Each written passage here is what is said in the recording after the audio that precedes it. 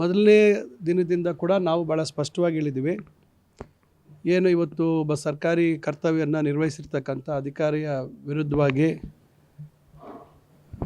ಏನು ಶಿಡ್ಲಘಟ್ಟದ ಪರಾಜಿತ ಅಭ್ಯರ್ಥಿ ರಾಜೀವ್ ಗೌಡರು ನಡ್ಕೊಂಡಿರ್ತಕ್ಕಂಥ ರೀತಿಯನ್ನು ನಾವು ಯಾವುದೇ ರೀತಿ ಅದನ್ನು ಒಪ್ಪುವಂಥದ್ದಲ್ಲ, ಅದನ್ನು ನಾವು ಖಂಡಿಸ್ತೀವಿ ಅಂತಕ್ಕಂಥ ಮಾತನ್ನೇ ಭಾಳ ಸ್ಪಷ್ಟವಾಗಿ ಹೇಳಿದ್ದೀವಿ ಮತ್ತು ಕಾನೂನು ರೀತಿ ಕ್ರಮ ಮಾಡ್ತೀವಿ ಅಂತಕ್ಕಂಥದ್ದು ಆ ಕ್ಷಣದಿಂದ ನಾವು ಎಲ್ಲ ರೀತಿ ಕಾನೂನಿನ ಚೌಕಟ್ಟಿನಲ್ಲಿ ಏನೆಲ್ಲ ಮಾಡಲಿಕ್ಕಾಗತ್ತೆ ಮಾಡ್ತಾಯಿದ್ದೀವಿ.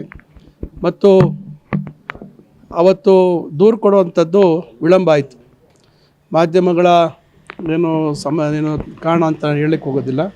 ಅದೇ ಇದು ದೊಡ್ಡ ಮಟ್ಟದಲ್ಲಿ ರಾಜ್ಯದಲ್ಲಿ ಸದ್ದು ಮಾಡೋದ್ರಿಂದ ಅವರು ಯಾರು ಇದಕ್ಕೆ ಗುರಿಯಾಗಿದ್ದರು ತಹಸೀಲ್ದಾರ್ ನಮ್ಮ ಕಮಿಷನರ್ ಅವರು ಅಮೃತ ಗೌಡ ಅವರು ಬಹುಶಃ ಅವರು ಸಂಜೆಯವರೆಗೂ ದೂರು ಕೊಡುವಂಥದ್ದಕ್ಕೆ ಸಾಧ್ಯ ಆಗಲಿಲ್ಲ. ಅವರು ದೂರು ಕೊಟ್ಟ ತಕ್ಷಣ ನಮ್ಮ ಪೊಲೀಸ್ ಇಲಾಖೆಯವರು ಕಾರ್ಯೋನ್ಮುಖರಾದರು. ಆದರೆ ಅಷ್ಟೊತ್ತಿಗಾಗಲೇ ಅವರು ಫೋನನ್ನು ಸ್ವಿಚ್ ಆಫ್ ಮಾಡಿಕೊಂಡು ಅವರು ಎಲ್ಲಿದ್ದಾರೆ ಅಂತಕ್ಕಂಥದ್ದು ಮಾಹಿತಿ ಇವತ್ತು ಸುಮಾರು 4-5 ದಿವಸಗಳಿಂದ ಇವತ್ತು ಪೊಲೀಸ್ ಇಲಾಖೆಯವರು ಕಲೆ ಆಗ್ತಕ್ಕಂಥ ಕೆಲಸ ಮಾಡ್ತಾಯಿದ್ದಾರೆ.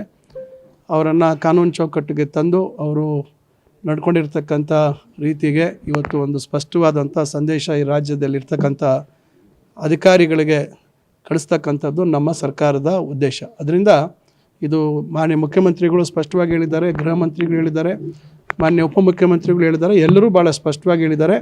ಇದರಲ್ಲಿ ಯಾವುದೇ ರಾಜಿ ಇಲ್ಲ ಅಂತಕ್ಕಂಥ ವಿಚಾರ ಮತ್ತು ಕಾನೂನು ಚೌಕಟ್ಟಿನಲ್ಲಿ ಅವ್ರ ಮೇಲೆ ಕ್ರಮ ಅಂತೂ ಖಂಡಿತ ಜರುಗಿಸ್ತೀವಿ ಅಂತಕ್ಕಂಥದ್ದು.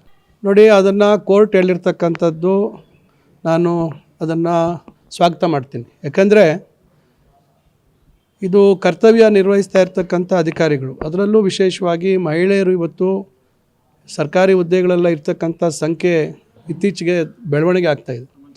ಅವ್ರಿಗೆ ರಕ್ಷಣೆ ಕೊಡ್ತಕ್ಕಂಥದ್ದು ಒಂದು ವ್ಯವಸ್ಥೆಯಲ್ಲಿ ಆಡಳಿತ ನಡೆಸ್ತಕ್ಕಂಥ ಏನು ನಾವೆಲ್ಲರೂ ಇದ್ದೀವಿ, ನಮ್ಮ ಕರ್ತವ್ಯ ಕೂಡ ಇದೆ. ಯಾವುದೇ ಸರ್ಕಾರಗಳು ಬರಲಿ, ನಮ್ಮ ಕಾರ್ಯಕ್ರಮಗಳು ಯಶಸ್ವಿಯಾಗಿ ಅನುಷ್ಠಾನ ಮಾಡುವಂಥದ್ದು, ಜನರಿಗೆ ತಲುಪಿಸುವಂಥದ್ದು ಈ ಅಧಿಕಾರಿ ವರ್ಗ. ಈ ಅಧಿಕಾರಿ ವರ್ಗದ ನೈತಿಕ ಸ್ಥೈರ್ಯವನ್ನು ನಾವು ಕಾಪಾಡುವಂಥದ್ದು ನಮ್ಮೆಲ್ಲರ ಕರ್ತವ್ಯ. ಅದರಿಂದ ನಾನು ಮಾನ್ಯ ನ್ಯಾಯಾಲಯದ ಏನು ಒಂದು ಅಭಿಪ್ರಾಯ ಇದೆ, ಖಂಡಿತ ಅದನ್ನು ನಾನು ಸ್ವಾಗತ ಮಾಡ್ತೇನೆ. ನಾನು ನಿರಂತರವಾಗಿ ನಮ್ಮ ಪೊಲೀಸ್ ಇಲಾಖೆಯವರ ಮೇಲೆ ನೀವು ಏನು ಕ್ರಮ ಯಾಕೆ ಆಗ್ತಾಯಿಲ್ಲ, ಎಲ್ಲಿದ್ದಾರೆ ಅಂತಕ್ಕಂಥದ್ದು ಅವರು ನಿರಂತರವಾಗಿ ಅವರ ಪ್ರಯತ್ನಗಳನ್ನು ಮಾಡಿದ್ದಾರೆ. ಖಂಡಿತ ಬಹುಶಃ ನನಗೆ ಅವರು ಯಶಸ್ವಿ ಆಗ್ತಾರೆ ಅವರ ಒಂದು ಪ್ರಯತ್ನದಲ್ಲಿ ಅಂತಕ್ಕಂಥ ವಿಶ್ವಾಸ ಇದೆ. ಇಲ್ಲ, ನಾನು ಪ್ರಾರಂಭದಲ್ಲೇ ಹೇಳಿದೆ.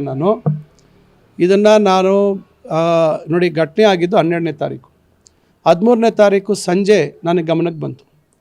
ನಾನು ಅಧಿಕಾರಿಗಳ ಜೊತೆಯಲ್ಲೂ ಮಾತಾಡಿದೆ, ಅವರಿಗೆ ಒಂದು ಧೈರ್ಯವನ್ನು ತುಂಬತಕ್ಕಂಥ ಕೆಲಸ ಮಾಡಿದೆ.